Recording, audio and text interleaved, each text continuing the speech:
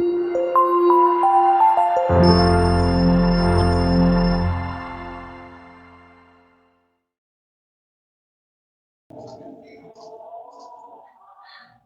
दोस्तों, CGPSCT material में आप सभी का स्वागत है। तो दोस्तों, पिछले बार हमने छत्तीसगढ़ के समसामयिक प्रश्नों का अध्ययन किया, जो जनवरी फरवरी माह से संबंधित है। इस वीडियो में हम राष्ट्रीय अंतर्राष्ट्रीय समसामयिकी प्रश्नों को देखेंगे, जो जनवरी और फरवरी माह के होंगे। तो चलिए वीडियो को आगे शुरू करते हैं। पहला क्वेश्चन, विश्व व्यापार संगठन का महानिदेशक किसे बनाया गया है? पहला क्वेश्चन है, इसका ऑप्शन है Ngozi Okonjo Iweala, Gita Gopinath, Robert Azevedo, Abdullah Sahib. तो विश्व व्यापार संगठन की बात करें, WTO है ना, इसकी जो महानिदेशक जिसे बनाया गया है वो है गोजी ओकोंजो-इवेला। ध्यान रखिएगा, यह एग्जाम में आ सकता है क्योंकि ये प्रथम महिला है जिसे महानिदेशक के पद पर नियुक्त किया गया है। WTO अर्थात विश्व व्यापार संगठन के बारे में हम बात करें तो विश्व व्यापार संगठन एक अंतरराष्ट्रीय संगठन है। ठीक है दोस्तों, कैसा संगठन है ये? एक अंतरराष्ट्रीय संगठन है। ध्यान रखिएगा इस बात को। Point number 1। पॉइंट नंबर 2 की बात करें तो WTO जो है, इसकी स्थापना की हम बात करते हैं। ठीक है, यदि हम इसकी स्थापना की बात करें तो इसकी स्थापना जो है 1 जनवरी 1995 को हुआ। कब हुआ? 1 जनवरी 1995 को। ध्यान रखिएगा, यह क्वेश्चन बहुत ही महत्वपूर्ण है और हम एक प्रश्न से हम बहुत सारी चीजों को सीखेंगे। जैसे विश्व व्यापार संगठन का महानिदेशक किसे बनाया गया, तो सिर्फ किसे बनाया गया है हम वहां तक सीमित नहीं रहेंगे, हम इसके बारे से और भी अध्ययन करेंगे। जैसे विश्व व्यापार संगठन क्या है, विश्व व्यापार संगठन का स्थापना कब हुआ, विश्व व्यापार संगठन का मुख्यालय कहाँ है। ठीक है दोस्तों, तो ध्यान रखिएगा, गोजी ओकोंजो-इवेला जो है इसकी प्रथम महिला महानिदेशक है। इसकी स्थापना 1 जनवरी 1995 को हुआ। किसके स्थान पर? तो गैट के स्थान पर, general agreement on tariff and trade. ध्यान रखिएगा, ये 1947 में इसकी स्थापना हुआ है और इसी को हटाकर या इसी की स्थान पर 1 जनवरी 1995 को विश्व व्यापार संगठन का स्थापना किया गया है। गोजी ओकोंजो-इवेला जो है ये 7वें क्रम के महानिदेशक हैं। यदि हम इससे पहले बात करें तो रॉबर्ट अजवेदो जो है ये 6वें नंबर के महानिदेशक रहे हैं।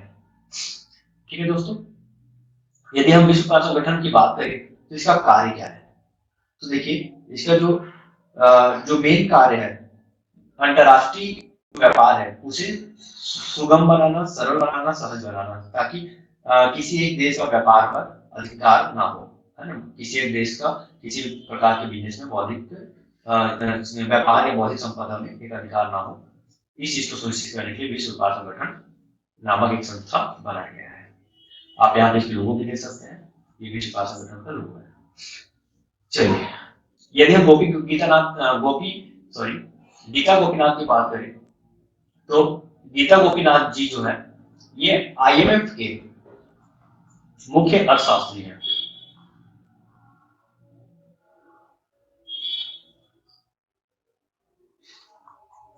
ठीक है दोस्तों, IMF के मुख्य अर्थशास्त्री है, या इसे दूसरे शब्द में कहा जाए तो जो इंटरनेशनल मॉनेटरी फंड जो है उसकी ये क्या है, मुख्य अर्थशास्त्री है। तो देखिए, हाल ही में गीता गोपीनाथ को IMF के प्रथम उप प्रबंध निदेशक के पद पर नियुक्त किया गया है। प्रथम उप प्रबंध निदेशक के पद पर नियुक्त किया गया। ध्यान रखिएगा, गीता गोपीनाथ से पिछले पीएचडी के एग्जाम में क्वेश्चन पूछा गया था कि किसे आईएमएफ के मुख्य अर्थशास्त्री नियुक्त किया गया है। तो हो सकता है इस बार गीता गोपीनाथ से भी क्वेश्चन पूछे, क्योंकि इसे हाल ही में प्रथम उप प्रबंध निदेशक के तौर पर नियुक्त किया गया है। और WTO की बात करें, विश्व व्यापार संगठन की, तो ये भी इम्पोर्टेंट है क्योंकि ये पहली महिला निदेशक है, ध्यान रखिए। यदि हम अब्दुल्ला साहिब की बात करें, तो अब्दुल्ला साहिब जो है संयुक्त राष्ट्र महासभा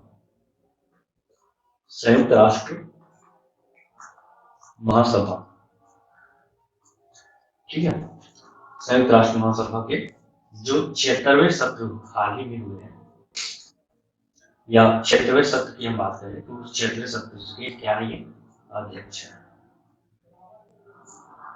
ठीक है दोस्तों, ध्यान रखिएगा। तो इस तरह से हम एक क्वेश्चन से हम कई सारी चीजों को हम पढ़ रहे हैं। तो मैं उम्मीद कर रहा हूँ आपको हमारे वीडियो पसंद आ रहा होगा। दोस्तों, अगर आपको हमारा वीडियो पसंद आए तो जरूर हमारे वीडियो को CGPCT अकेडमी को सब्सक्राइब कीजिए, लाइक कीजिए, अपने दोस्तों तक जरूर शेयर कीजिए। चलिए अगला क्वेश्चन हम देखते हैं। देखिए यहाँ पे नाइजीरिया की डॉक्टर है ये, है ना, ओगोंजी इबेला, विश्व व्यापार संगठन की महानिदेशक बनी है। वह पहली महिला और पहली अफ्रीकी होगी जो जिनेवा स्थित इस प्रमुख संगठन की कमान संभालेगी। चलिए अगला क्वेश्चन देखते हैं। पराक्रम दिवस किस दिन मनाया जाता है?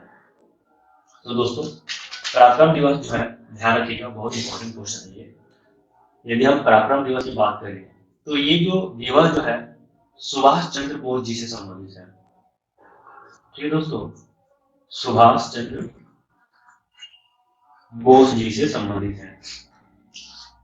वर्ष 2021 में, यदि हम वर्ष 2021 की बात करें तो वर्ष 2021 में इसकी 125वीं जयंती मनाई गई है। और इसी 125वीं जयंती के उपलक्ष्य में केंद्र सरकार द्वारा 23 जनवरी को पराक्रम दिवस के रूप में मनाया जाना घोषित किया गया है।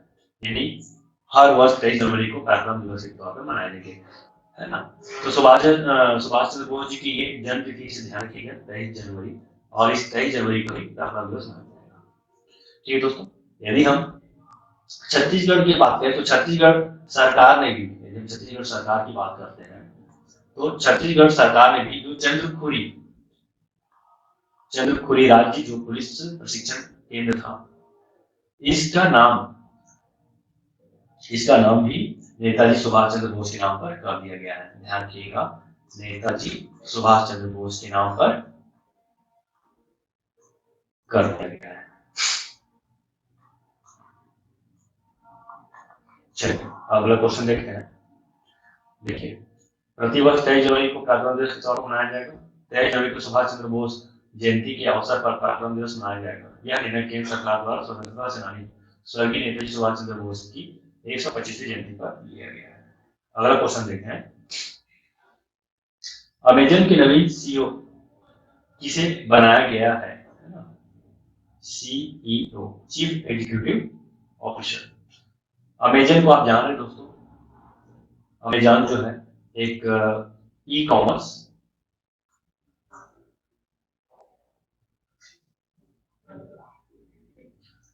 संस्था है, अर्थात ऑनलाइन शॉपिंग अमेजन संस्था के द्वारा होती है। आप सभी किया है मेरे ख्याल से। तो इसके नवीन जो CEO किसे बनाया गया, क्वेश्चन ये है कि नवीन CEO किसे बनाया गया है। तो देखिए, इससे पहले जो CEO है वो जेफ बेजोस है। तो जेफ बेजोस जो है वो इसके CEO रहे हैं और इसके क्या है, फाउंडर भी है, ध्यान रखिएगा। तो यदि हम इसका उत्तर की बात करें तो इसका उत्तर दोस्तों, नवीन CEO किसे बनाया गया है, तो इसकी उत्तर हो जाएगा option B, Andy Jassy. Andy Jassy वर्तमान में अमेजन के नए CEO हैं। और इससे पहले की बात करें तो जेफ बेजोस। मैं अमेजन के बारे में 2-3 पॉइंट और बताता हूँ आपको, देखिए समझिए। अमेजन जो है एक ई कॉमर्स कंपनी है, पहले पॉइंट तो यही हो गया। यदि हम दूसरी पॉइंट की बात करें अमेजन की, तो देखिए इसका जो स्थापना है जुलाई 1994 में इसकी स्थापना हुई है। ठीक है, यदि हम इसके मुख्यालय की बात करते हैं तो इसका मुख्यालय वाशिंगटन अमेरिका में है। ठीक है दोस्तों, ध्यान रखिएगा। और सबसे इंपॉर्टेंट, यदि हम जेफ बेजोस के बारे में कुछ बोले तो जेफ बेजोस जो ध्यान रखिएगा, ये जो है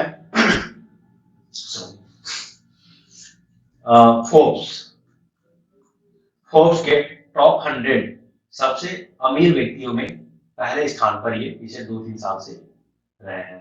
तो इस साल 2021 के फोर्ब्स के सूची में देखेंगे तो जेफ बेजोस जो है फर्स्ट स्थान पे है, फर्स्ट पोजीशन पे, ध्यान रखिएगा। और इसकी अगला बात करें तो ये जो है ब्लू ओरिजिन, ध्यान रखिएगा, सबसे इंपॉर्टेंट ये ध्यान रखिएगा, हाईलाइट कर लीजिए इसको, ब्लू ओरिजिन, ठीक है। ये अंतरिक्ष अनुसंधान संगठन है, क्या है? अंतरिक्ष अनुसंधान संगठन है जिसका नाम है ब्लू ओरिजिन। इसके भी क्या है, ये फाउंडर है। आपको पता होगा हाल ही में जेफ बेजोस और एलन मस्क है अंतरिक्ष की यात्रा करके आए हैं। वो अपनी कंपनी के द्वारा बनाए गए रॉकेट है, उसी के माध्यम से वो अंतरिक्ष की यात्रा किए हैं। तो ध्यान रखिएगा, ब्लू ओरिजिन के फाउंडर है। ई कॉमर्स मेजर के भी फाउंडर है, वो सीईओ के पद पर थे, लेकिन हाल ही में उन्होंने सीईओ पद के को त्याग दिए हैं और एंडी जेसी को सीईओ पद पर रखे हैं। यदि हम मार्क जकरबर्ग की बात करें तो मार्क जकरबर्ग जो है फेसबुक के संस्थापक है या फाउंडर है। यदि हम एलन मस्क की बात करें तो एलन मस्क, देखिए ध्यान रखिएगा एलन मस्क के बारे में, तो एलन मस्क के बारे में सबसे इंपॉर्टेंट बात ये है कि ये जो है स्पेस एक्स नामक जो अंतरिक्ष अनुसंधान संगठन है, ये उसके को फाउंडर है, इसके स्पेस एक्स, ठीक है। और दूसरा बात करें तो इसकी सबसे बड़ी बात यह है कि ये जो है मंगल ग्रह पर बस्तियां बसाना इनका ड्रीम है, ठीक है, मंगल ग्रह पर बस्तियां बनाना। तो ध्यान रखिएगा, अभी वर्तमान में यदि हम निजी कंपनी की बात करें विश्व के, तो एलन मस्क और जेफ बेजोस ऐसे दो व्यक्ति जो स्पेस के क्षेत्र में बहुत ही महत्वपूर्ण कार्य कर रहे हैं। और यदि हम बात करें वर्तमान, देखिए ये जो करंट अफेयर है जनवरी फरवरी के, लेकिन आज मैं इसे दिसंबर के माह में बना रहा हूँ। तो आज के डेट में सबसे इंपॉर्टेंट एक और खबर आई है कि टाइम्स मैगजीन जो होती है, अंतरराष्ट्रीय मैगजीन होती है टाइम्स मैगजीन, तो टाइम्स मैगजीन के कवर पेज में इसको जगह दिया गया, मतलब Times magazine of the year Elon Musk को दिया गया है, ध्यान रखिए इसको, ठीक है दोस्तों। चलिए आगे देखिए दुनिया के सबसे अमीर शख्स के पद पर काबिज जेफ बेजोस ऑफ अमेरिकन के चीफ एग्जीक्यूटिव का पद छोड़ने जा रहे हैं। जेफ बेजोस रैंकिंग 10 इस पद पर थे। कंपनी के अन्य हिस्सों पर ध्यान देने के लिए बेजोस ने अपने पद छोड़ रहे हैं, ठीक है, ध्यान रखिएगा। सीईओ का पद छोड़ने के बाद वे एग्जीक्यूटिव चेयरमैन बनेंगे। जेफ बेजोस के बाद अमेजन के सीईओ का पद एंडी जेसी संभालेंगे, ध्यान रखिएगा यहाँ पे एंडी जेसी हो। अगला क्वेश्चन देखते हैं, निम्नलिखित कथनों पर विचार कीजिए। कथन 1, फेड फॉर अर्थ अभियान, ध्यान रखिएगा, फेड फॉर अर्थ अभियान संयुक्त राष्ट्र यूएनईपी द्वारा चलाया जा रहा है। कथन 2, यह अभियान दुनिया भर के धार्मिक संगठन, धर्मगुरुओं और आध्यात्मिक नेताओं को पर्यावरण से जोड़ना, ठीक है, इसका मकसद है, ध्यान रखिएगा। तो देखिए यूएनईपी क्या है, आप समझिए इसको पहले, बाद में इसको उत्तर जानेंगे। यूएनईपी का अर्थ होता है यूनाइटेड नेशन एनवायरनमेंट प्रोग्राम, इसका full form United Nation Environment Programme है, ठीक है। यदि हम इसके हिंदी में बात करें तो संयुक्त राष्ट्र पर्यावरण कार्यक्रम, ठीक है, इसे हिंदी कहा जाएगा संयुक्त राष्ट्र पर्यावरण कार्यक्रम। तो फेड फॉर अर्थ अभियान, ध्यान रखिएगा, ये एक प्रकार का अभियान है जो संयुक्त राष्ट्र कार्यक्रम पर्यावरण कार्यक्रम द्वारा चलाया जा रहा है, ठीक है। और इस कार्यक्रम के तहत क्या है, दुनिया भर के धार्मिक संगठन, धर्मगुरु और आध्यात्मिक नेताओं को पर्यावरण से जोड़ने की बात कही है।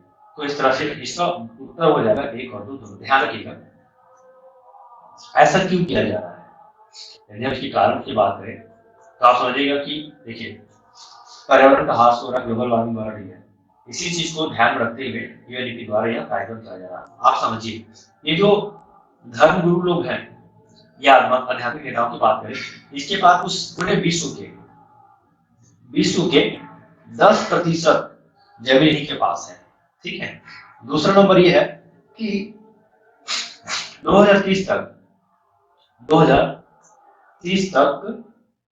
30%, विश्व के 30% जो भूखंड है उस पे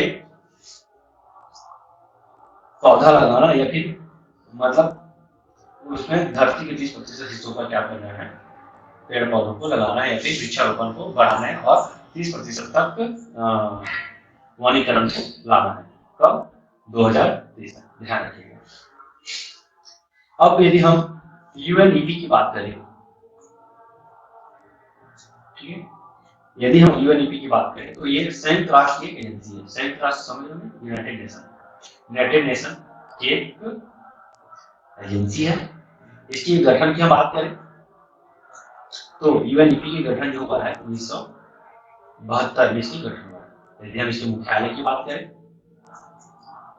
तो इसका मुख्यालय है नैरोबी, केन्या। ठीक है दोस्तों, तो ध्यान रखिएगा, अभी के जो ट्रेंड है सीजीपीएससी द्वारा पूछने का, वो डायरेक्ट ऑनलाइन क्वेश्चन नहीं पूछ रहा है कि फेट फॉर अर्थ अभियान किसके द्वारा चलाया जा रहा है, ऑप्शन ए है ना, यूएनईपी द्वारा, ऑप्शन 2 यूनेस्को द्वारा, ऑप्शन 3 आईएमएफ द्वारा, ऑप्शन 4 यूनेस्को है। तो ऐसा क्वेश्चन अब नहीं पूछा जा रहा, अब इसका ट्रेंड बदल गया है, अब वो कोर्ट के माध्यम से क्वेश्चन कर रहा है। तो ध्यान रखिएगा, तो हमें ये सब चीज को बारीकी से जानना बहुत जरूरी है। और वैसे भी ये जो संयुक्त राष्ट्र गवर्नमेंट प्रोग्राम है, ये हमारे पेपर 7 है ना, यदि आप मेंस लिखेंगे तो मेंस के पेपर 7 में भी ये इंपॉर्टेंट होता है। चलिए अगला क्वेश्चन लिखते हैं। अमेजोनियम 1 ग्रह, जिसे इसरो द्वारा PSLV C51, ध्यान रखिएगा यहाँ पे C51 द्वारा प्रक्षेपण किया गया है, किससे संबंधित है? तो देखिएगा, ऑप्शन ए अमेजन जनरल की निगरानी करना, ऑप्शन बी सॉरी यह पृथ्वी पर्यवेक्षण उपग्रह है, ऑप्शन सी मौसम की जानकारी इकट्ठा करना, और ऑप्शन डी उपरोक्त सभी। दोस्तों इसका जो उत्तर हो जाएगा उपरोक्त सभी। अब हम समझते हैं अमेजोनियम 1। देखिए, ये जो अमेजोनियम 1 जो है ना, ये अमेजन से मिलकर बना है। ठीक है, आपको पता है ब्राजील में स्थित अमेजन का जंगल जो सबसे महत्वपूर्ण जंगल है, ये उसी से संबंधित है। इस वर्ष है ना 2021 का इसरो द्वारा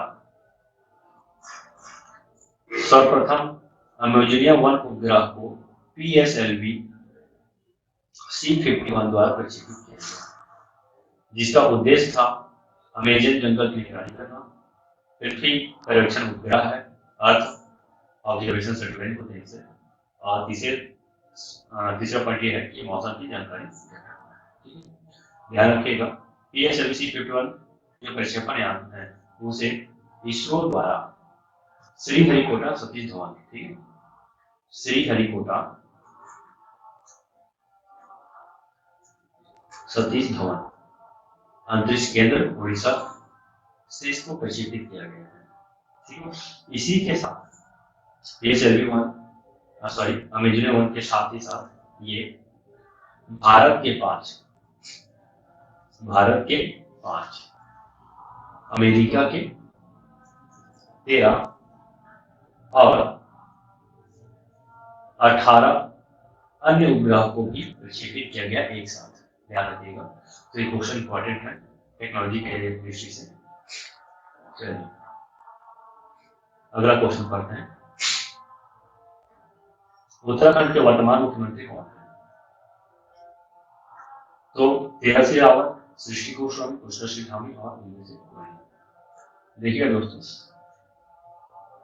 इसका जो सही उत्तर है वो पुष्कर सिंह धामी जी है। आप समझिए, इसे अच्छे से समझिएगा क्योंकि संविधान से संबंधित है।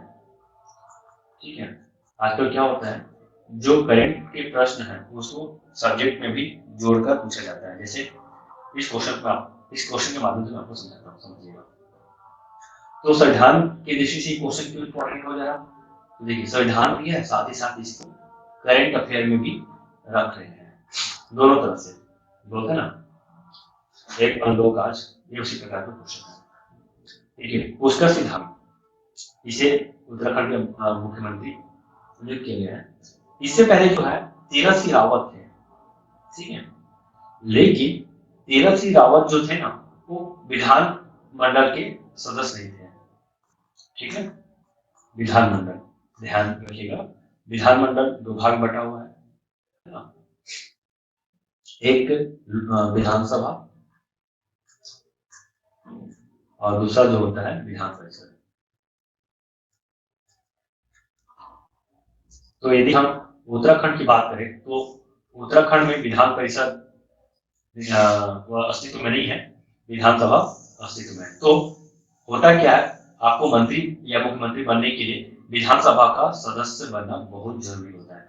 तो ऐसे में तीरथ सिंह रावत जो है उत्तराखंड के उत्तराखंड में विधानसभा सदस्य नहीं थे, उन्हें बना दिया गया था। आपको पता है संविधान के अनुच्छेद, यदि हम अनुच्छेद की बात करते हैं, अनुच्छेद 164 के तहत कोई भी व्यक्ति अधिकतम 6 माह तक मंत्री बन सकता है, ठीक है। 6 माह के अंदर उसे सदस्य बनना बहुत जरूरी है, नहीं तो वो 6 माह बाद अपना कार्यकाल खो देंगे। तो समझिएगा, इसी अनुच्छेद के तहत तीरथ सिंह रावत जो है मुख्यमंत्री पद से इस्तीफा दे दिए। क्यों? क्योंकि चुनाव आयोग द्वारा वहां चुनाव कराना उचित नहीं लगा। क्यों? क्योंकि ध्यान रहे कोरोना का समय था और इस तरह से इस साल में इस पद से त्याग देना पड़ा और पुष्कर सिंह धामी को नवीन मुख्यमंत्री बन गया। ध्यान रखिएगा, पुष्कर सिंह जो धामी जो है खटीमा विधानसभा सीट से विधायक है। इस कहां से? खटीमा विधानसभा सीट से विधायक है, ध्यान रखिएगा। जब सृष्टि गोस्वामी की बात करें तो सृष्टि गोस्वामी जी जो है ना, ये एक दिन की मुख्यमंत्री बनी है, ठीक है। कहाँ की? तो उत्तराखंड की बनी है। आपको पता होगा प्रत्येक वर्ष 24 जनवरी को बालिका दिवस मनाया जाता है। तो इसी बालिका दिवस के अवसर पर सृष्टि गोस्वामी को उत्तराखंड के मुख्यमंत्री बनाया गया है। तो दोस्तों उम्मीद कर रहा हूँ आपको मेरा करंट अफेयर पसंद आ रहा होगा। चलिए आगे देखते हैं। भारत फ्रांस के बीच संयुक्त युद्धाभ्यास संपन्न हुआ। तो ध्यान रखिएगा, हाल ही में चूंकि जनवरी फरवरी का करंट अफेयर है तो हम बात कर रहे हैं जनवरी फरवरी के माह की। तो देखिएगा फ्रांस और भारत द्वारा जनवरी माह 20 जनवरी से 24 जनवरी तक युद्धाभ्यास हुआ है। कहाँ हुआ है? तो जोधपुर में। ध्यान रखिए, ये सारा फैक्ट बहुत इंपॉर्टेंट है, ठीक है। जोधपुर में, ठीक है, ठीक है दोस्तों।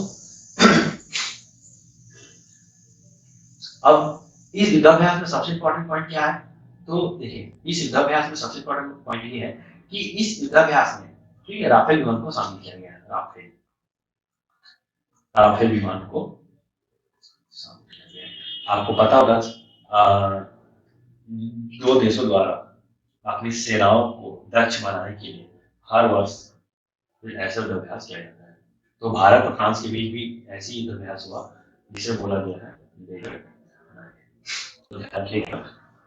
नाइट युद्धाभ्यास था, फ्रांस और भारत के बीच हुआ गया है।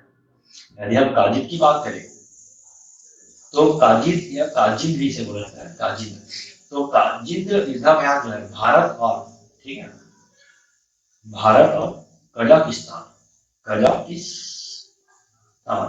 तो भारत और कजाकिस्तान के मध्य हुआ। वज्र पहाड़ की बात करें तो जो वज्र पहाड़ जो है ये भारत और अमेरिका के मध्य युद्धाभ्यास है। और हैंड इन हैंड की बात करें तो ये भारत और चीन के मध्य। तो ध्यान रखिएगा, एग्जाम में पूछा जाता है कि युद्धाभ्यास किन देशों के मध्य हुआ है। तो ये इंपॉर्टेंट है क्योंकि ये हमारे इस साल का प्रथम युद्धाभ्यास भी है और शायद अभी तक कोई युद्धाभ्यास इस तरह से हुआ नहीं है जहाँ जिसमें राफेल विमान का शामिल किया गया है। तो इस काफी इम्पोर्टेंट है दोस्तों। यदि हम और युद्धाभ्यास महत्वपूर्ण युद्धाभ्यास की हम बात करें जो एग्जाम में पूछा जा सकता है,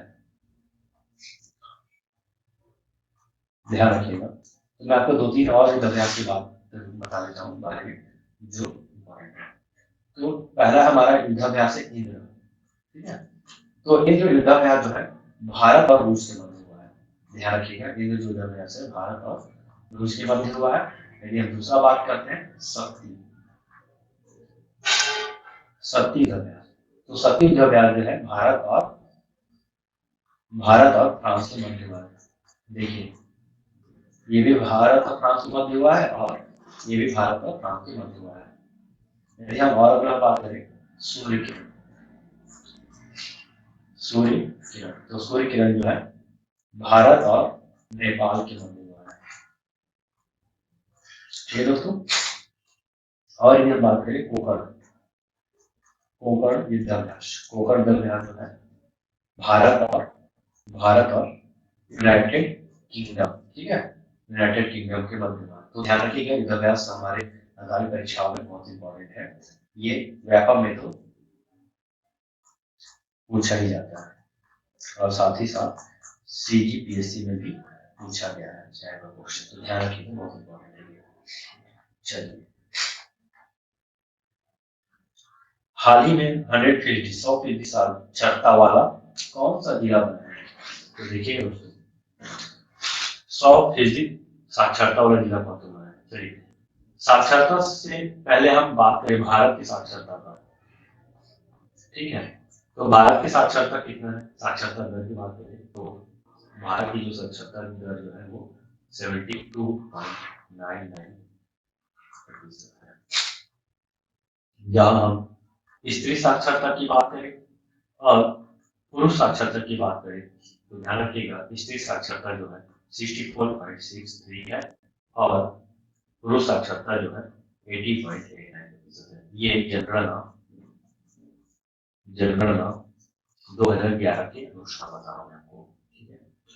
और चूंकि छत्तीसगढ़ में बहुत इंपॉर्टेंट है तो यदि हम छत्तीसगढ़ की बात करते हैं दोस्तों, तो छत्तीसगढ़ की जनगणना कितनी होगी बताइए?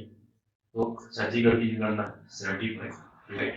और यदि हम स्त्री और पुरुष साक्षरता की बात करें तो स्त्री साक्षरता दर हमारे यहाँ 60.24% है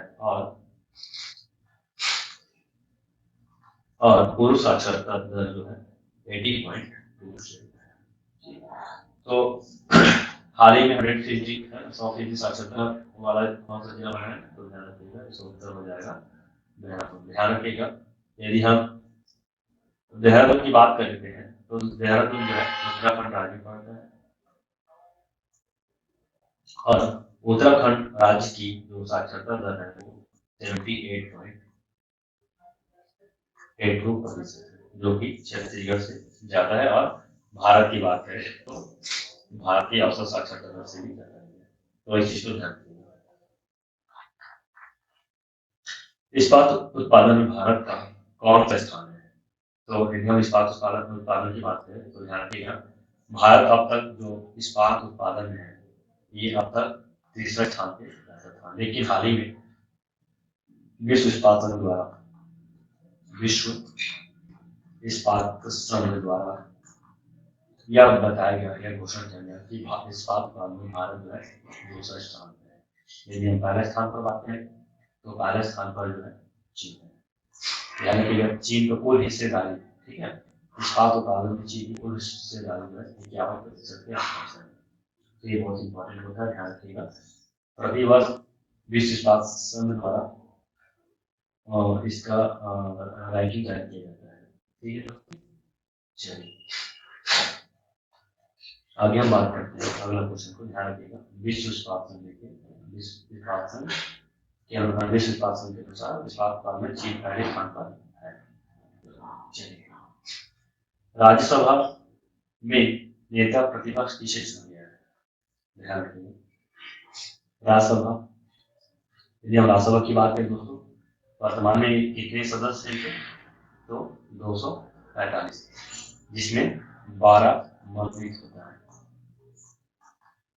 ठीक है, यदि मनोनीत की बात करें तो आपको ध्यान होगा कि भारत के 46वें चीफ जस्टिस है ना, भारत के 46वें चीफ जस्टिस रंजन गोगोई जी को भी राष्ट्रपति द्वारा मनोनीत किया गया है ना। तो ध्यान रखिएगा, ये भी एक बहुत इंपॉर्टेंट क्वेश्चन है कि ये ऐसे चीफ जस्टिस है जिसे राष्ट्रपति द्वारा मनोनीत किया गया है ना। तो 12 मनोनीत जो होता है वो किसके द्वारा होता है, तो राष्ट्रपति द्वारा मनोनीत होता है। और जो सदस्य निर्वाचित होते हैं, तो जो सदस्य निर्वाचित होते हैं वो विधानमंडल द्वारा निर्वाचित होते हैं। ठीक है दोस्तों, ध्यान रखिए। यदि हम राज्यसभा नेता प्रतिपक्ष की बात करें तो नेता प्रतिपक्ष जो अभी चुना गया है वो मल्लिकार्जुन खड़गे। प्रतिपक्ष का मतलब होता है जो सदन में जो बहुमत जो दूसरे नंबर के जो नेता होते हैं, संगठन होता है, उसमें से किसी को चुना जाता है। तो मल्लिकार्जुन खड़गे, इससे पहले जो बात करें गुलाम नबी आजाद जी थे, इनका कार्यकाल है ना, इनका कार्यकाल समाप्त हो गया, जो कि जम्मू कश्मीर से राज्यसभा सांसद, इनका कार्यकाल समाप्त हो गया है। वर्तमान में ये राज्यसभा सांसद नहीं है, तो मल्लिकार्जुन खड़गे को नेता प्रतिपक्ष चुना गया है ना, इससे पहले गुलाम नबी आजाद जी थे। तो ध्यान रखिएगा, यदि हम मल्लिकार्जुन खड़गे की बात करें तो ये जो है कर्नाटक राज्य से राज्यसभा सांसद है। ठीक है, और राहुल गांधी और सोनिया गांधी जी को तो आप जानती हैं कि कांग्रेस के प्रमुख नेता में से एक है। चलिए,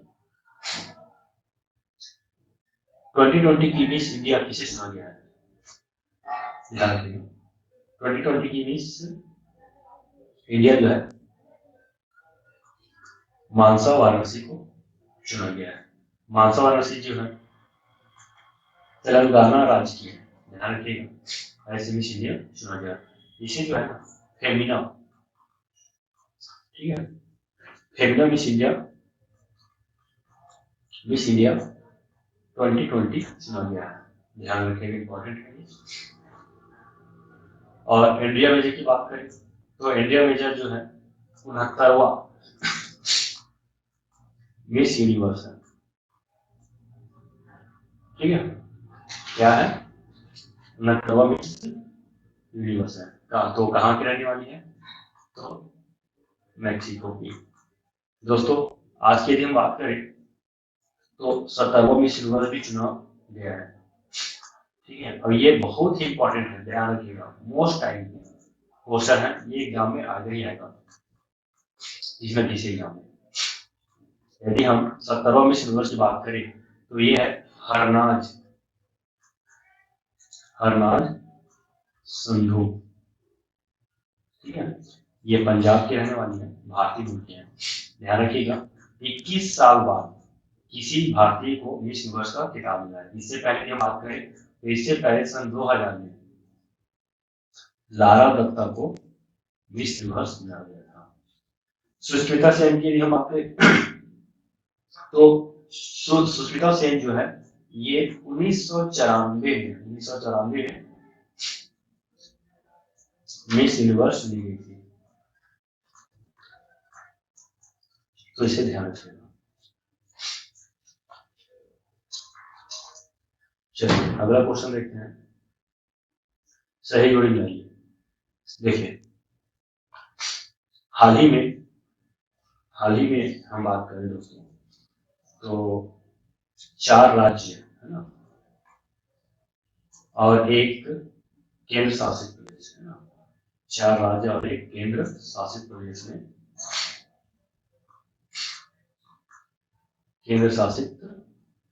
में चुनाव हुआ है।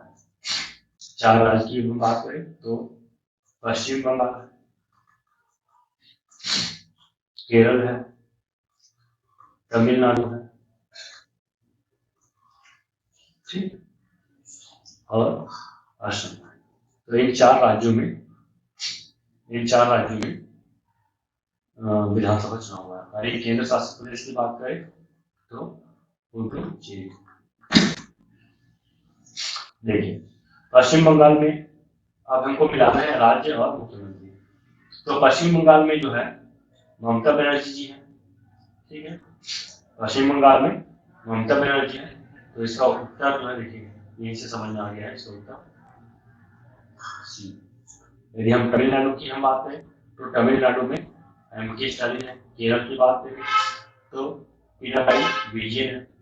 पुडुचेरी की बात करें तो पुडुचेरी में एन रंगास्वामी है। और एक हमारा बच गया असम, ठीक है। यदि हम असम की बात करें तो असम के जो है मुख्यमंत्री हेमंत बिश्व शर्मा को बनाया गया है। किसे बनाया गया है? तो हेमंत बिश्व शर्मा। तो ठीक है दोस्तों, ये पश्चिम बंगाल ममता बनर्जी, तमिलनाडु M.K. स्टालिन, असम हेमंत बिश्व शर्मा, केरल पिनाराई विजयन और पुडुचेरी एंड रंगास्वामी। तो दोस्तों हमारा नेशनल इंटरनेशनल करंट अफेयर और फरवरी माह के महत्वपूर्ण जो सवाल थे वो यहीं पे खत्म होता है। उम्मीद करता हूँ आपको यह पसंद आया होगा दोस्तों।